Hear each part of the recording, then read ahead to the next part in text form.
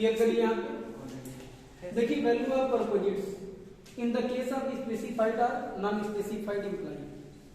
विशिष्ट कर्मचारी और अविशिष्ट कर्मचारी की कंडीशन में वैल्यू ऑफ परपोजिट्स क्या होगा, अनुलाभ का मूल्य क्या होगा।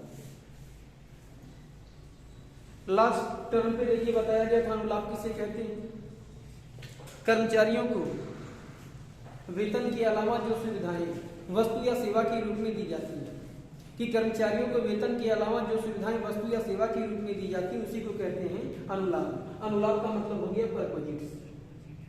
तो यहाँ पे बताया गया value of perquisites in the case of specified और नॉन स्पेसिफाइड एम्प्लॉइज।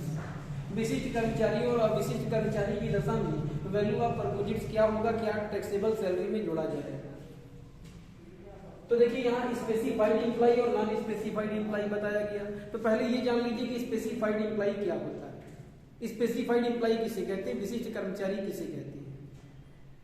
देखिए विशिष्ट कर्मचारी के बारे में बताया गया ऐसा एम्प्लॉय जो कंपनी का डायरेक्टर है, ऐसा एम्प्लॉय जो कंपनी का डायरेक्टर, उसे कहा जाएगा स्पेसिफाइड एम्प्लॉय, विशिष्ट कर्मचारी। या ऐसा एम्प्लॉय जिसके पास कंपनी का 20% इक्विटी शेयर, ऐसा एम्प्लॉय जिसके पास कंपनी का 20% इक्विटी शेयर है, जो कंपनी का 20% क्षमता अंश लिया हो, वो विशिष्ट कर्मचारी स्पेसिफाइड एम्प्लॉय कहलाता है। और अगर ऐसा भी नहीं है तो ऐसा एम्प्लॉय जिसका जो टैक्सेबल सैलरी है, जिसका टैक्सेबल सैलरी 50,000, एक वर्ष में 50,000 टैक्सेबल सैलरी अगर है तो स्पेसिफाइड एम्प्लॉय माना जाएगा। मतलब स्पेसिफाइड एम्प्लॉय होने के लिए 3 कंडीशन फुलफिल करनी पड़ती, पूरी करनी पड़ती। एम्प्लॉय जो कंपनी का डायरेक्टर है, और अगर डायरेक्टर नहीं है तो ऐसा एम्प्लॉय जो कंपनी का 20% इक्विटी शेयर लिया हो, और अगर ऐसा भी नहीं है तो ऐसा एम्प्लॉय जिसका टैक्सेबल जो सैलरी है, टैक्सेबल सैलरी एक वर्ष में कितना होना चाहिए, 50,000 होना चाहिए। इन तीनों में से अगर एक कंडीशन भी कोई एम्प्लॉय पूरी करता है तो स्पेसिफाइड एम्प्लॉय माना जाएगा। लेकिन अगर इन तीनों में से कोई कंडीशन पूरी नहीं करता है तो वो एम्प्लॉय क्या होगा, नॉन स्पेसिफाइड एम्प्लॉय हो जाएगा। तो देखिए यहाँ स्पेसिफाइड एम्प्लॉय और नॉन स्पेसिफाइड एम्प्लॉय की कंडीशन में वैल्यू ऑफ परपोजिट्स का फॉर्मेट है। सबसे पहले देखिए बताया गया स्वीपर, वॉचमैन, गार्डनर और पर्सनल हेल्पर। बहुत सी ऐसी कंपनियां जो अपने एम्प्लॉइयों को स्वीपर की फैसिलिटी देती हैं, वॉचमैन की फैसिलिटी देती हैं, गार्डनर की फैसिलिटी देती हैं, और पर्सनल हेल्पर का मतलब निजी सहायक की फैसिलिटी देती है। तो स्वीपर, वॉचमैन, गार्डनर और पर्सनल हेल्पर, फर्स्ट पॉइंट बताया गया इसमें। ए पॉइंट एम्प्लॉयड बाय एम्प्लॉयर, यदि एम्प्लॉयर ने इनको नियुक्त किया, स्वीपर, वॉचमैन, गार्डनर या पर्सनल हेल्पर को एम्प्लॉयर ने अगर नियुक्त किया, मालिक ने नियुक्त किया, तो ऐसी कंडीशन में स्पेसिफाइड एम्प्लॉय होगा तो टैक्सेबल हो जाएगा।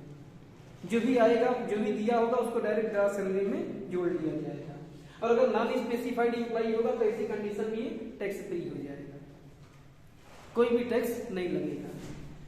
लेकिन फिर अगला बताया गया एम्प्लॉयड बाय एम्प्लॉय, यदि कर्मचारी के द्वारा नियुक्त किया गया, यदि कर्मचारी के द्वारा एम्प्लॉय के द्वारा नियुक्त किया गया है स्वीपर, वॉचमैन, गार्डनर या पर्सनल हेल्पर को, तो स्पेसिफाइड एम्प्लॉय होगा तो भी टैक्सेबल होगा, और नॉन स्पेसिफाइड एम्प्लॉय होगा तो भी टैक्सेबल होगा। लेकिन ये बताया गया कि both condition expenses borne by employer, दोनों कंडीशन में एक्सपेंस कौन करता हो, दोनों कंडीशन में खर्च का वहन करता हो एम्प्लॉयर। एम्प्लॉयड किया गया, एम्प्लॉयर ने एम्प्लॉयड किया, नियुक्त किया है, तब भी एक्सपेंस एम्प्लॉयर ही वहन करे। एम्प्लॉय अगर नियुक्त किया है तब भी एक्सपेंस एम्प्लॉयर ही वहन करे। तो ठीक है, ये sweeper, watchman, gardener and personal helper के बारे में हो गई। इसके बाद सेकंड पॉइंट है gas, electricity and water facility. कंपनियां अपने एम्प्लॉइयों को gas, electricity and water facility भी देती है, गैस, बिजली और पानी की सुविधा भी देती है।